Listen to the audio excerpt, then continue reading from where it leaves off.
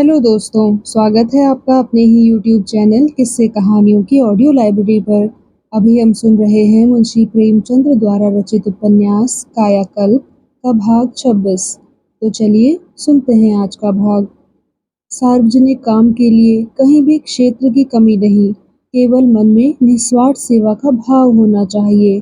चक्रधर प्रयाग में अभी अच्छी तरह जमने भी न पाए थे कि चारों ओर से उनके लिए खींचतान होने लगी। थोड़े ही दिन में वह नेताओं की श्रेणी में आ गए। उनमें देश का अनुराग था, काम करने का उत्साह था और संगठन करने की योग्यता थी। सारे शहर में एक भी ऐसा प्राणी न था जो उनकी भांति निष्प्रह हो, और लोग अपना फालतू समय ही सेवा कार्य के लिए दे सकते थे। द्रव्योपार्जन उनका मुख्य उद्देश्य था। चक्रधर के लिए इस समय काम के सिवा और कोई फिक्र न थी।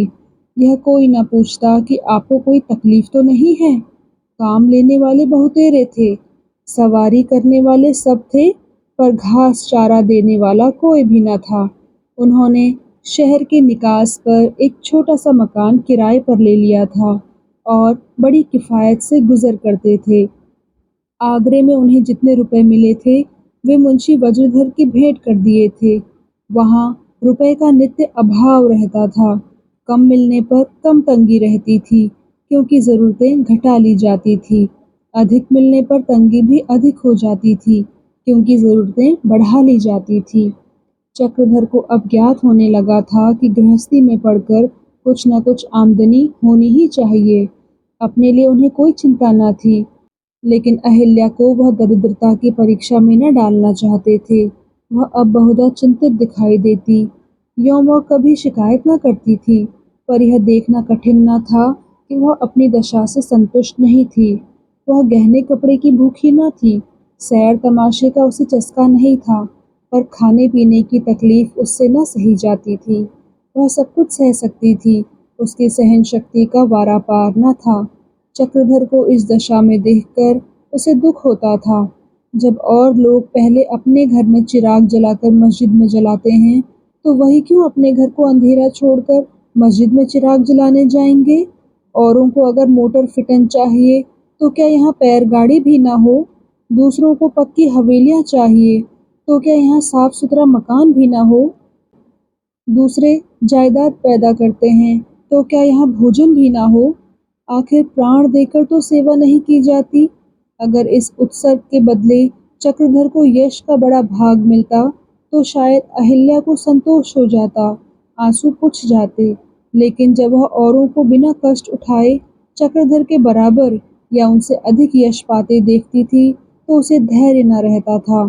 जब खाली ढोल पीटकर भी अपना घर भरकर भी यश कमाया जा सकता है, तो इस त्याग और विराग की जरूरत ही क्या? जनता धनियों का जितना मान सम्मान करती है, उतना सेवकों का नहीं। सेवा भाव के साथ धन भी आवश्यक है।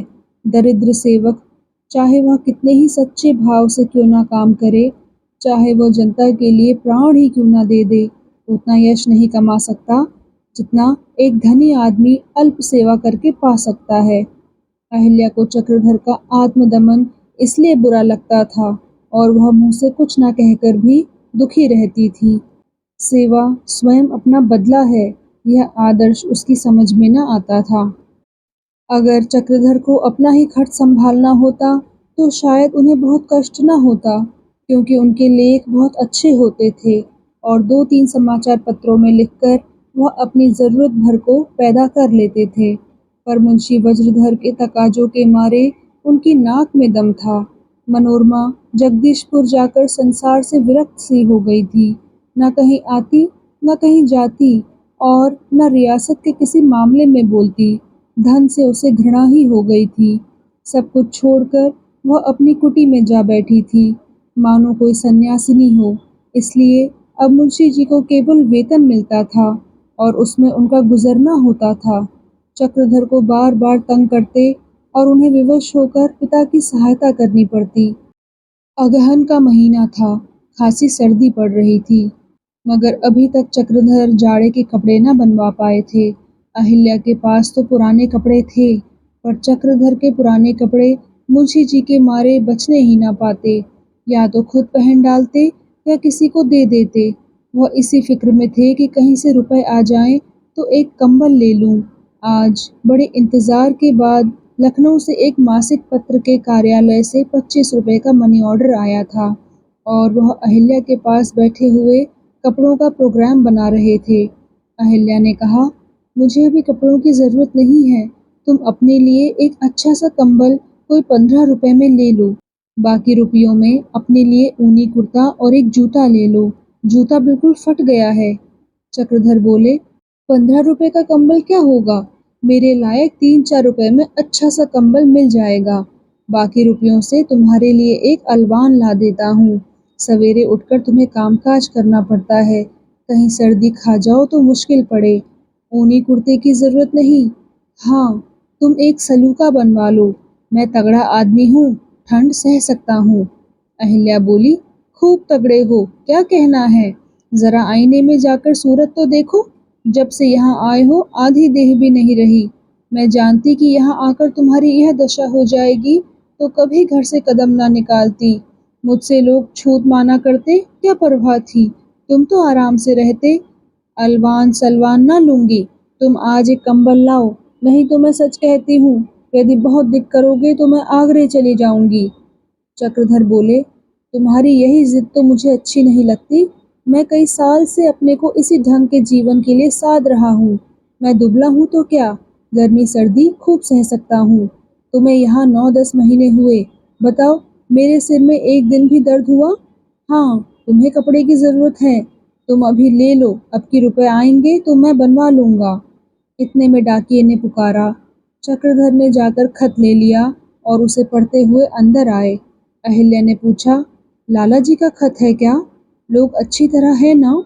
चक्रधर बोले, मेरे आते ही न जाने उन लोगों पर क्या साढ़े साती सवार हो गई कि जब देखो एक न एक विपत्ति सवार ही रहती है। अभी मंगला बीमार है, अब अम्मा बीमार हैं, बाबूजी को खांसी आ रही है, रानी साहब के यहाँ से अब वजीफा नहीं मिलता है। लिखा है कि इस वक्त 50 रुपए अवश्य भेजो। अहिल्या ने पूछा, क्या अम्मा जी बहुत बीमार हैं? चक्रधर बोले, हाँ लिखा तो है। अहिल्या बोली, तो जाकर देख ही क्यों ना आओ? चक्रधर ने पूछा, तुम्हें अकेली छोड़कर? अहिल्या बोली, हाँ, डर क्या है? चक्रधर बोले, चलो, रात को कोई आकर लूट ले तो चिल्ला भी ना सको। कितनी बार सोचा कि चलकर अम्मा को देख आऊं, पर कभी इतने रुपए ही नहीं मिलते। अब बताओ इन्हें रुपए कहाँ से भेजूं? अहिल्या बोली, तुम ही सोचो, जो बैरागी बनकर बैठे हो। तुम्हें बैरागी बनना था तो नाहक गृहस्थी के जंजाल में फंसे। मुझसे विवाह करके तुम सचमुच बला में फंस गए। मैं ना होती तो क्यों तुम यहाँ आते और क्यों यह दशा होती? सबसे अच्छा है तुम मुझे अम्मा के पास पहुँचा दो। अब वह बेचारी अकेली रो रो कर दिन काट रही होगी, जाने से निहाल हो जाएगी। चक्रधर बोले, हम और तुम दोनों ही क्यों ना चले? अहिल्या बोली, जी नहीं, दया कीजिए। आप वहाँ भी मेरे प्राण खाएंगे और बेचारी अम्मा जी को रुलाएंगे। मैं झूठों भी लिख दूं कि अम्मा जी मैं तकलीफ में हूँ तो तुरंत किसी को भेजकर मुझे बुला लें। चक्रधर बोले, मुझे बाबूजी पर बड़ा क्रोध आता है, व्यर्थ मुझे तंग करते हैं। अम्मा की बीमारी तो बहाना है, सरासर बहाना। अहिल्या बोली, यह बहाना हो या सच हो, ये 25 रुपए भेज दो। बाकी के लिए लिख दो, कोई फिक्र करके जल्दी ही भेज दूंगा। तुम्हारी तकदीर में इस साल जड़ावन नहीं लिखा है। चक्रधर बोले, लिख देता हूँ कि मैं खुद तंग हूँ, आपके पास कहाँ से भेजूं? अहिल्या बोली, अरे हटो भी, इतने रुपयों के लिए मुंह चुराते हो, भला वह अपने दिल में क्या कहेंगे? ये रुपए चुपके से भेज दो। चक्रधर कुछ देर तक मौन धारण किए बैठे रहे, मानो किसी गहरी चिंता में हो। एक क्षण बाद बोले, किसी से कर्ज लेना पड़ेगा और क्या। अहिल्या बोली, नहीं, तुम्हारे हाथ जोड़ती हूँ, कर्ज मत लेना, इससे तो इनकार कर देना ही अच्छा है। चक्रधर बोले, किसी ऐसे महाजन से लूंगा जो तकादे ना करेगा, अदा करना बिल्कुल मेरी इच्छा पर होगा। अहिल्या बोली, ऐसा कौन महाजन है भाई? यही रहता है, कोई दोस्त होगा। दोस्त से तो कर्ज लेना ही ना चाहिए, इससे तो महाजन कहीं अच्छा। कौन है, जरा उसका नाम तो सुनो। चक्रधर बोले, अजय एक पुराना दोस्त है जिसने मुझसे कह रखा है कि तुम्हें जब रुपए की ज़रूरत आ पड़े, जो टाले ना टल सके, तो तुम हमसे मांग लिया करो, फिर जब चाहे दे देना। अहिल्या बोली, कौन है बताओ, तुम्हें मेरी कसम। चक्रधर बोले, तुमने कसम रखा दी, यह बड़ी मुश्किल आ पड़ी। वह मित्र रानी मनोरमा है। उन्होंने मुझे घर से चलते समय एक छोटा सा बैग दिया था। मैंने उस वक्त तो खोला नहीं, गाड़ी में बैठकर खोला तो उसमें 5,000 रुपए के नोट निकले। सब रुपए ज्यों के त्यों रखे हुए हैं। अहिल्या ने पूछा, और तो कभी नहीं निकाला? चक्रधर बोले, कभी नहीं, यह पहला मौका है। अहिल्या बोली, तो भूल कर भी ना निकालना। चक्रधर बोले, लाला जी जिंदा ना छोड़ेंगे, समझ लो। अहिल्या बोली, साफ कह दो मैं खाली हाथ हूँ बस।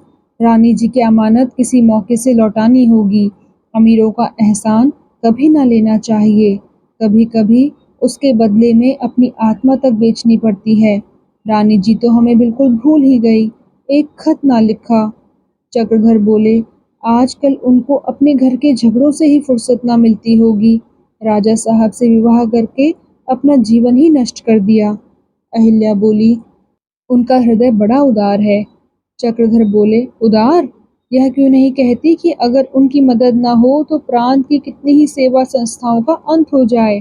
प्रांत में यदि ऐसे लगभग 10 प्राणी हो जाएं तो बड़ा काम हो जाए।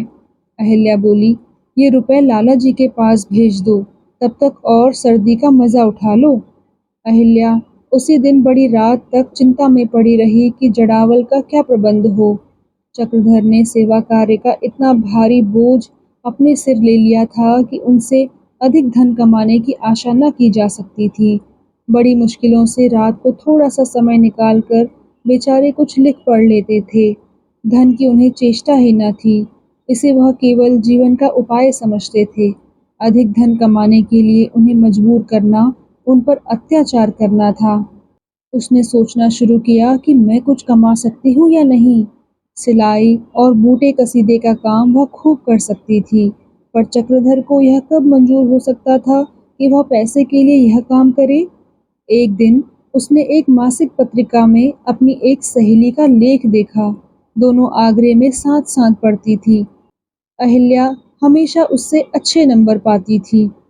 यह लेख पढ़कर अहिल्या की वही दशा हुई जो किसी असील घोड़े को चाबुक पड़ने पर होती है।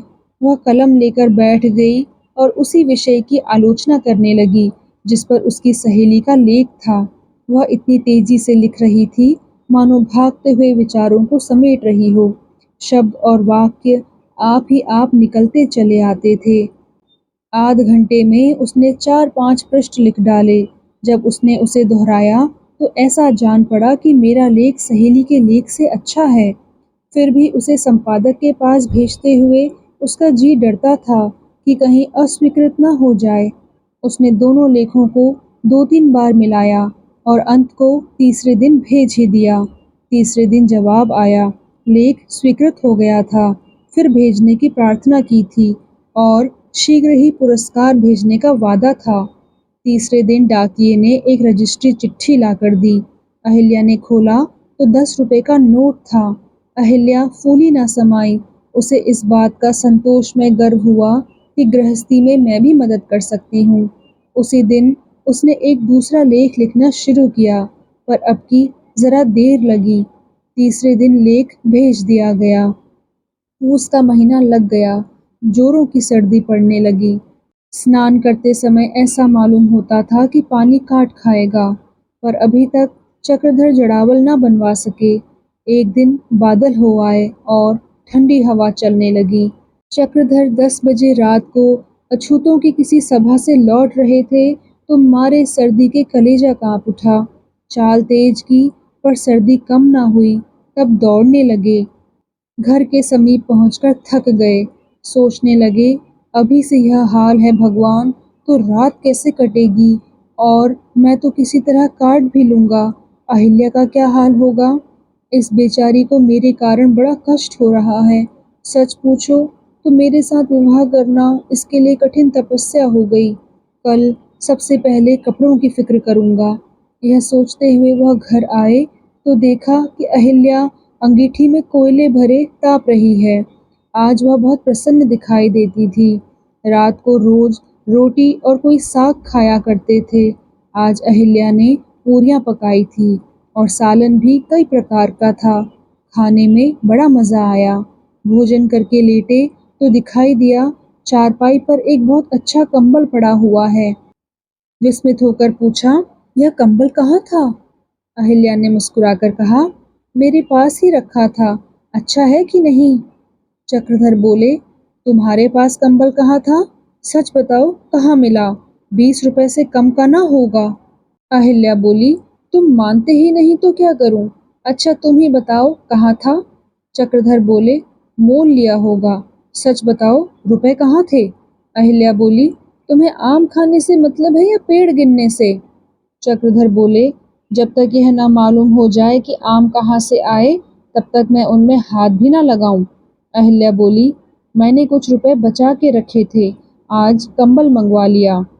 चक्रधर बोले, तुम्हें इतने रुपए कब दिए कि खर्च करके बच जाते?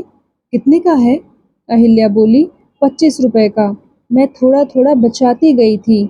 चक्रधर बोले, मैं यह मानने का नहीं, बताओ रुपए कहाँ मिले? अहिल्या बोली, अच्छा चलो बताती हूँ। अब की मैंने आर्य जगत को 2 लेख भेजे थे, उसी के पुरस्कार के 30 रुपए मिले थे। आजकल एक और लेख लिख रही हूँ। अहिल्या ने समझा था चक्रधर यह सुनते ही खुशी से उछल पड़ेंगे और प्रेम से मुझे गले लगा लेंगे, लेकिन यह आशा पूरी न हुई। चक्रधर ने उदासीन भाव से पूछा, कहाँ है लेख? जरा आर्य जगत देखूं। अहिल्या ने दोनों अंक लाकर उनको दे दिए और लजाते हुए बोली, कुछ नहीं है, उटपटांग जो जी में आया लिख डाला। चक्रधर ने सरसरी निगाह से लेख को देखा। ऐसी सुंदर भाषा वह खुद न लिख सकते थे। विचार भी बहुत गंभीर और गहरे थे। अगर अहिल्या ने खुद ना कहा होता तो वह लेखों पर उसका नाम देखकर भी यही समझते कि इस नाम की कोई दूसरी महिला होगी। उन्हें कभी ख्याल ही ना हो सकता था कि अहिल्या इतनी विचारशील है। मगर यह जानकर भी वह खुश नहीं हुए। उनके अहंकार को धक्का सा लगा। उनके मन में गृहस्वामी होने का जो गर्व अलक्षित रूप से बैठा हुआ था, वह चूर-चूर हो गया। वह अज्ञात भाव से बुद्धि में, विद्या में और व्यवहारिक ज्ञान में अपने को अहिल्या से ऊंचा समझते थे।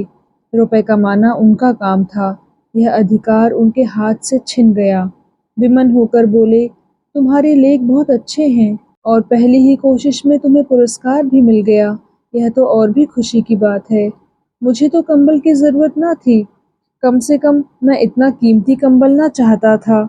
इसे तुम ही ओढ़ो। आखिर तुम्हारे पास तो वही एक पुरानी चादर है। मैं अपने लिए दूसरा कंबल ले लूँगा। अहिल्या समझ गई कि यह बात इन्हें बुरी लगी। बोली, मैंने पुरस्कार के इरादे से तो लेख ना लिखे थे। अपनी एक सहेली का लेख पढ़कर मुझे भी 2-4 बातें सूझ गई और मैंने लिख डाली। अगर तुम्हारी इच्छा नहीं तो अब ना लिखूंगी। चक्रधर बोले, नहीं नहीं, मैं तुम्हें लिखने को मना नहीं करता। तुम शौक से लिखो, मगर मेरे लिए तुम्हें यह कष्ट उठाने की ज़रूरत नहीं। मुझे ऐश करना होता तो सेवा क्षेत्र में आता ही क्यों? मैं सब सोच समझकर इधर आया हूँ, मगर अब देख रहा हूँ कि माया और राम दोनों साथ नहीं मिलते। मुझे राम को त्याग कर माया की उपासना करनी पड़ेगी। अहिल्या ने कातर भाव से कहा, मैंने तो तुमसे किसी बात की शिकायत नहीं की। अगर तुम जो हो वह न होकर धनी होते तो शायद मैं अब तक कुंवारी ही रहती। धन की मुझे लालसा न तब थी न अब है। तुम जैसा रत्न पाकर अगर मैं धन के लिए रोऊं तो मुझसे बढ़कर अभागिनी कोई संसार में न होगी। तुम्हारी तपस्या में योग देना मैं अपना सौभाग्य समझती हूँ।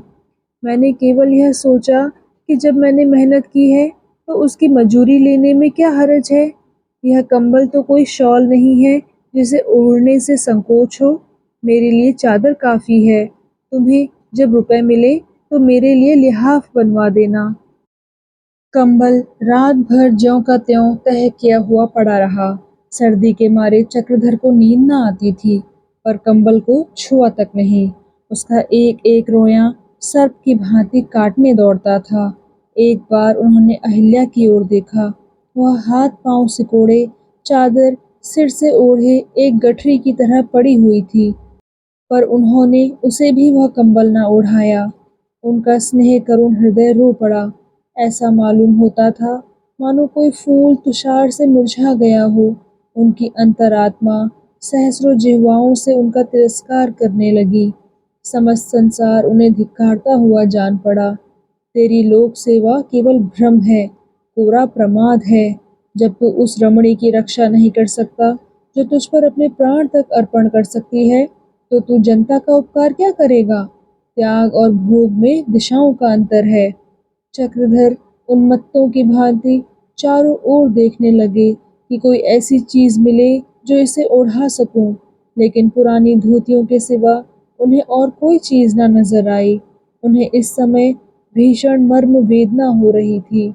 अपना व्रत और संयम, अपना समस्त जीवन शुष्क और निरर्थक जान पड़ता था। जिस दरिद्रता का उन्होंने सदैव आह्वान किया था, वह इस समय भयंकर शाप की भांति उन्हें भयभीत कर रही थी। जिस रमणी की ज्योति से रनिवास में उजाला हो जाता था, उसको मेरे हाथों यह यंत्रणा मिल रही है। सहसा अहिल्या ने आंखें खोल दी और बोली, तुम खड़े क्या कर रहे हो? मैं अभी स्वप्न देख रही थी कि कोई पिशाच मुझे नदी के शीतल जल में डुबाए देता है। अभी तक छाती धड़क रही है। चक्रधर ने ग्लानित होकर कहा, वह पिशाच मैं ही हूँ अहिल्या, मेरे हाथों तुम्हें यह कष्ट मिल रहा है। अहिल्या ने पति का हाथ पकड़कर चारपाई पर सुला दिया और वही कंबल ओढ़ाकर बोली, तुम मेरे देवता हो जिसने मुझे मझधार से निकाला है। पिशाच मेरा मन है जो मुझे डुबाने की चेष्टा कर रहा है। इतने में पड़ोस के एक मुर्गे ने बांग दी। अहिल्या ने किवाड़ खोलकर देखा तो प्रभात कुसुम खिल रहा था। चक्रधर को आश्चर्य हुआ कि इतनी जल्दी रात कैसे कट गई।